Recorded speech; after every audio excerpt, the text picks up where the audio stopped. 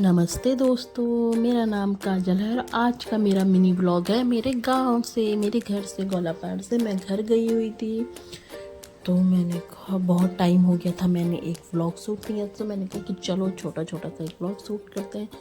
ये घर में आके अपनी मम्मी के साथ मैं घर आ गई थी 3-4 बजे, फिर शाम को अपनी मम्मी के साथ चले गई थी मैं चारा वगैरह काटने। फिर वहाँ से हमने चारा वगैरह काटा, फिर उसको घर लेकर आए, मम्मी के सर में उठाया। फिर हमारे साथ हमारी रैनी भी गई हुई थी, देखो बीच बीच में घूम रही थी। ये फिर मैंने बड़ी मुश्किल से अपने सर में गट्टा रखा था।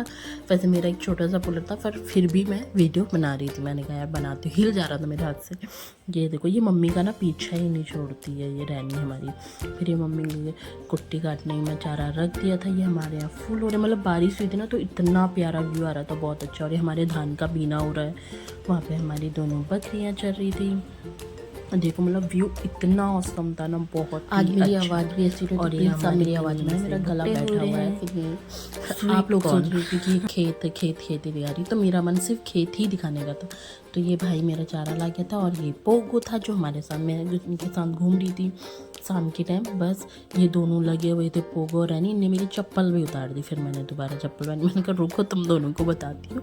फिर ये देखो ना, इतने प्यारे खूबसूरत ये हमारे फूल हो रहे थे सूरजमुखी के, मतलब बहुत प्यारे। और ये पपीते का, आम का, ये पोगो घूम रहा था। यहाँ तुरई की बेल लगाई हुई है हमने, तो उसमें पोगो घूम रहा। पोगो का काम है ना देखने का कहाँ पर क्या है, तो ये घूमता ही रहता है। ये देखो ना फूल, मतलब वाह।